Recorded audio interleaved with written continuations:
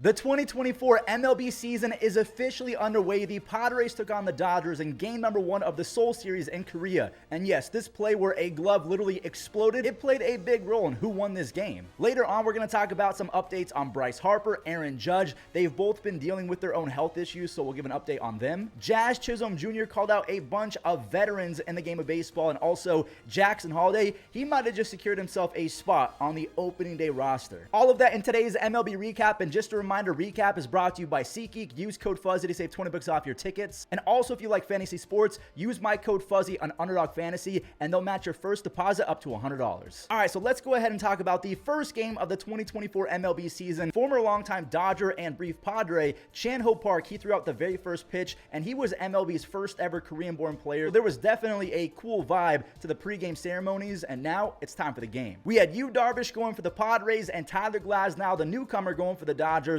Darvish, he struck out Freddie Freeman in the first, and then Glasnow, he answered back with a clean inning of his own. He also grabbed a strikeout. The first hit of 2024 belongs to Max Muncy, who singled to center. Nothing happened in the second scoring-wise. Now we're going to go to the third inning, where Ohtani secured his first hit as a Dodger. His wife, Mamiko, was in attendance. And yes, ESPN showed her quite often, but she seems like a very, very sweet person. Anyways, Ohtani, he stole second, and get used to that because I feel like now that he's not pitching, he might try and steal a whole lot more. Maybe he's going to steal 30 plus bags. I have no idea. Darvish, he struggled with the command. He walked too straight to load them up, but he got the strikeout. He gets out of that bases loaded jam with Max Muncy going down swinging. Glasnow, he also had some command issues, which led to the game's first run. Tyler Wade, he scored on a Xander Bogaerts single. The first RBI belongs to Xander, 1-0 Padres. Now the Dodgers immediately were helped out by a Tyler Wade throwing error that allowed Teoscar Hernandez to get on base, and he scored on a Jason Hayward sac fly. We're knotted up at 1-1. Now Glasnow's command issues really stood out in the fourth inning. He allowed 2 consecutive walks and then a bunt single to load the bases up. Now, luckily, he's nasty enough to only allow 1 run. Yes, a run did score on that double play, but then after that, he struck out Tyler Wade to avoid any further damage.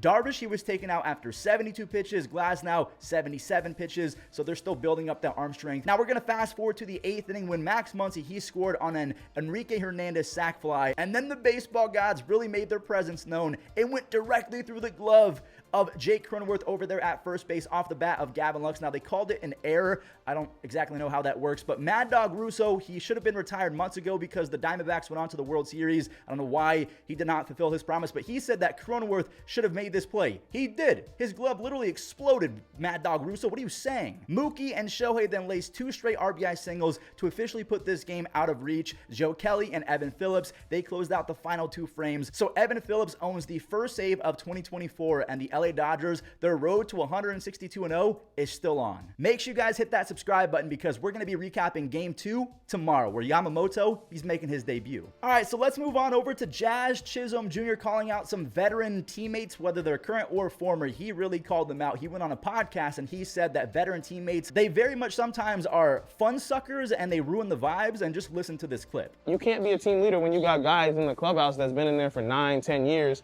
Even though they suck, they're not a good captain.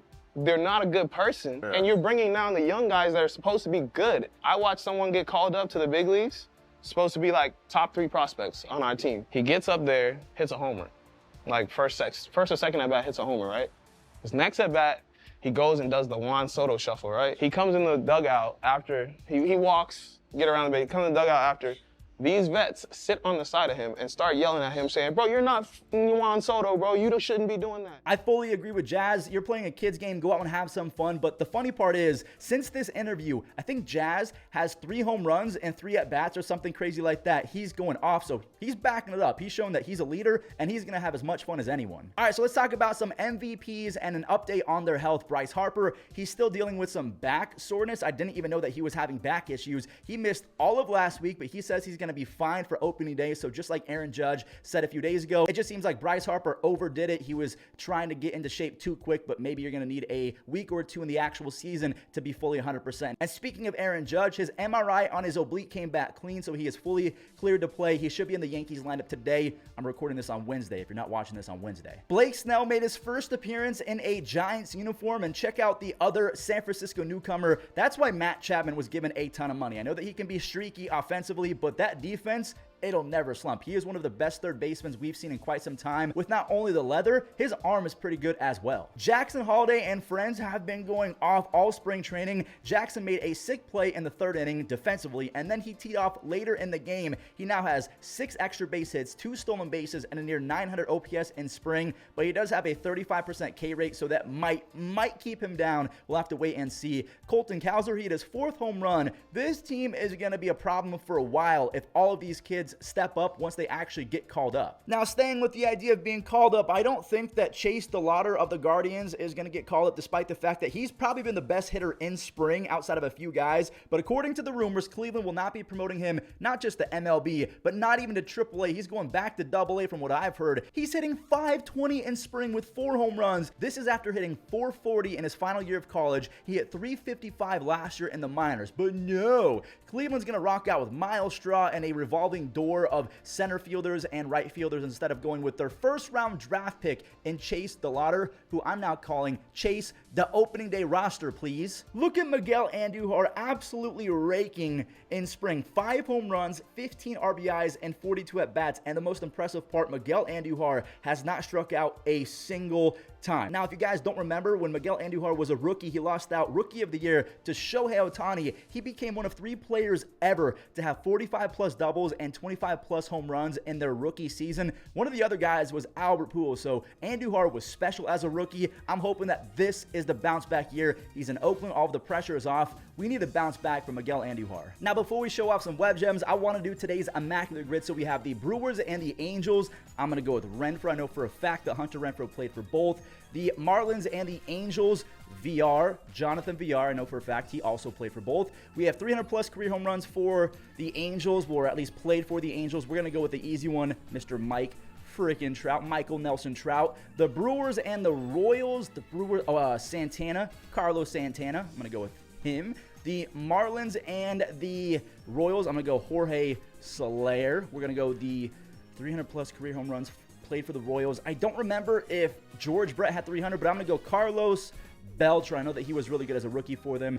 I know for a fact he had over 300 home runs. Played first base for the Brewers. Let's go Tellez, Rowdy Tellez. I kind of want to go with an older player, but I'm going to just go with the safe pick. Played first base for the Marlins. What about Derek Lee? Can I go Derek Lee? Did he play first base? He did. I wanted one older player, 300-plus home runs, played first base. Let's see if I can go with someone that's more lesser known. I don't even know if that was English, but played first base at least one time, 300-plus home runs. I'm going to go Miguel Cabrera just because I miss him. Oh, hold on. If I could spell, hold on. Miguel Cabrera.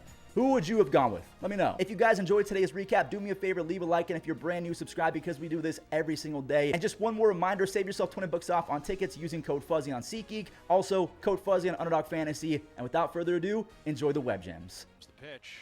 Swing, it's blasted to right center field. Chasing Robles back. Warning track near the wall. He leaps and he crashes into the wall and he holds on.